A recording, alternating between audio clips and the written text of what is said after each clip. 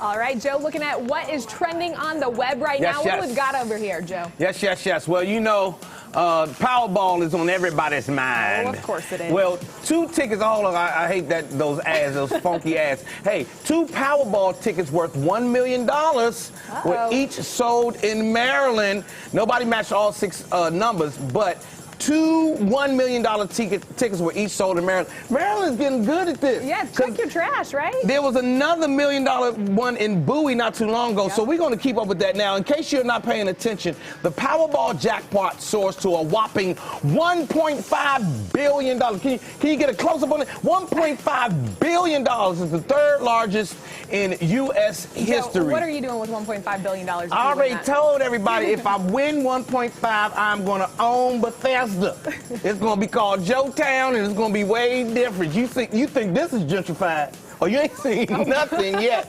Hey, another thing they wanted to let everybody know, and it's a big deal. Drinking low amounts of caffeine during pregnancy may impact a child's height. New study comes out. You know, a lot of people are into coffee culture now. It's a big deal. It's a big thing. Myself included. Well, hey, you need to know if you drink it during pregnancy, you may impact your child's height. You may make him a little guy. For the better or for smaller? No, okay, for small. You'll make him a little guy. He's gonna be a little guy. Maybe it'll make him taller. That latte is gonna be a little guy. You're drinking venti. He's gonna be tall. And then Aldi, look, Aldi is matching 2019 Thanksgiving prices. But you know, so the economy is on everybody's mind, inflation is on everyone's mind. Aldi says, why don't we take it back to 2019 and get it done? I like that, Aldi. I would have liked it if you took it back to 1919, but we'll take 2019. Yeah, 1919, you get a Thanksgiving dinner with all the trimmings for 35 cents. You're going to have to go catch the turkey yourself if that's the case in 1919. You know what? Exactly. That's what's going on the web today. Awesome. Okay, Joe, well, let's go check in with a web team over here, John Colucci, with a look at what is trending over there. John, we are coming your way. What do you have for us on deck over here? What is trending these days? Mushrooms. Mushrooms. So yeah, so last week we talked about how NIH and Johns Hopkins is doing a study about how mushrooms can help with cigarette cessation. They're getting people to stop smoking. But here they're now doing a study out of England and the Northeast that it could ease depressions in some hard to treat patients. Interesting. So they had some people kind of try different milligrams, different doses, have them kind of sit in a room and try some psychedelic music to kind of get rested, and about 25% of the overall study participants saw a really big jump in success. They felt a lot better about their depression. So as people look for doctors look for new treatments that go beyond antidepressants, and something that can be a little bit dangerous for people, this is another option they're looking at that may be a little bit safer or different. But it's still considered it's a federally banned medication or federally banned substance, so there's a lot of work that has to be done before this goes the same way as marijuana. What are people on social media saying? Anybody out there saying, hey, I've tried it, it works, or maybe it doesn't? Not the try, but people that are like, there's some people that, want relief, so they may try anything that's different, because some people do have a lot of side effects from like antidepressants. But, it's something new that is worth considering, or considering if they get to be part of the study. But it's another just interesting way to evolve mental health care. Of course. And we can always see what's trending on social media. John, thank you so much. All right, let's head over here with Kevin and Joe. We are talking, I believe, Honored to be here with you guys. Thank you. Good to see y'all. Good to see you guys. What's going on? Same old. We're here on a Thursday. Same old. Okay, not too bad. But I think we're talking a little bit about parking in D.C. right now, because D.C. parking is a bit of a tumultuous situation. Nightmare. I don't know about you, Joe. You've ever had any bad experiences in D.C. with parking? Have I had any bad experience with D.C. parking? No, Jacqueline, that's never happened to me. What a concept, right? Yeah. Well, D.C. parking is horrendous. And then you can't even read the sign. Because the sign will say no parking between here and here, but then you can only park here and here, except for if you have a resident sticker, and those stickers only apply to this side of the street on this day in a leap year. When it's really confusing. And if it's 1919, you can park there for free. There you go. Taking it back. What I find interesting, with your horse and buggy. Yeah, exactly. I am a firm believer that things are made complicated on purpose to actually confuse you, and so you get ticketed. I mean, I think it happens a lot in all types of business and certain things like that, but when you have signs that are that insanely specific, I'm telling you, I think they're banking on the fact that we're not going to understand it and get a ticket. That's just my theory. eerie. I hate to say it. Yeah, I'll go ahead and park and I'll take your ticket, but I live in Maryland. You got to catch me.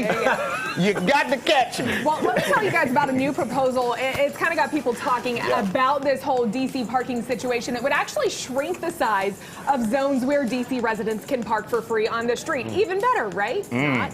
Yeah, this is weird. Yeah, the council members behind the bill say D.C. is currently an outlier compared to many other cities with how big its residential parking zones are, which they argue encourages people to stay within their own neighborhood because they know that they can park for free. But of course, many people saying, like we've talked about, they can't even find parking within a couple blocks of their own house. And that's kind of what the problem is here. So producer Haylee, she does live in D.C., so maybe she can give us a little bit better perspective of this. Haylee, what do you think? I probably can't give you that good of a perspective because it's just as hard for me as it is for everybody else. I do park in a garage at my apartment. I live in Northeast.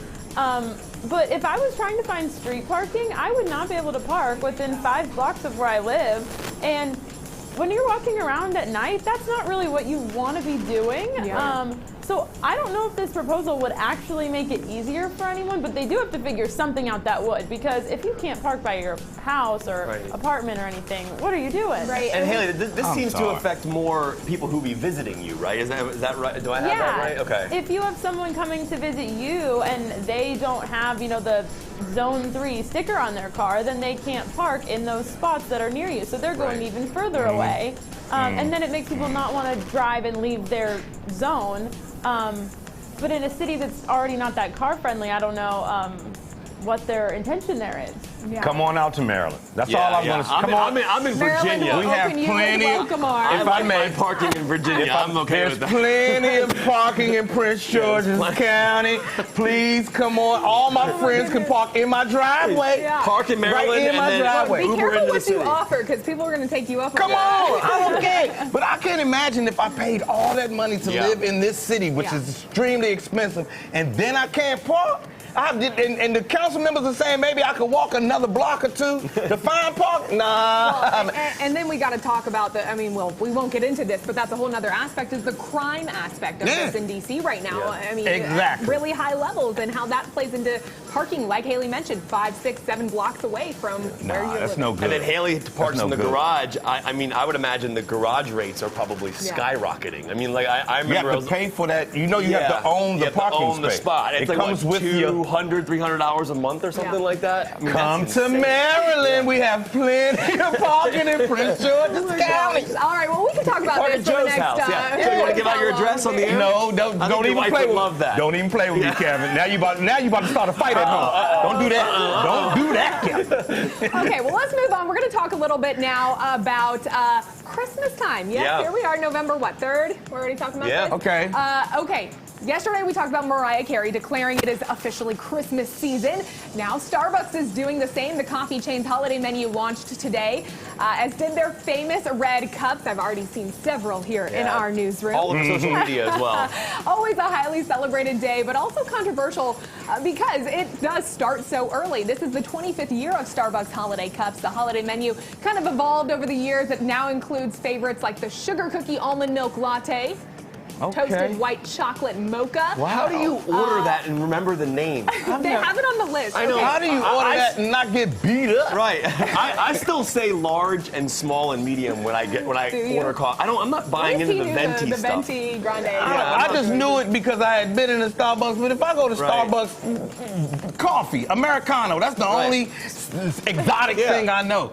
What is a sugar cookie almond milk latte? That's the one. An iced sugar cookie almond milk latte. When I read that, I was like, does anybody actually know that name fully when they order it? There's no way. Well, look, they've got the creme brulee latte, and let me tell you, I'm about to run downstairs here. It's good. Once this show is over and get me one. It was actually what I ordered today. I will just admit to that up front. But the problem is it's an iced drink, and you don't get the red cup with an iced drink. What? Yeah. Wait. You get the clear cup with the ice drink. This is getting ridiculous. You don't get the... Whatever, Starbucks. Why can't you get the cup with the iced drink? What's the Because they're difference? for the hot cup. Okay, so we you still use it for the ice drink. What, they make ice drink We cups? should have asked for one anyway. Yeah, in the Yeah. 25th year, Starbucks needs to go on and make a plastic holiday cup.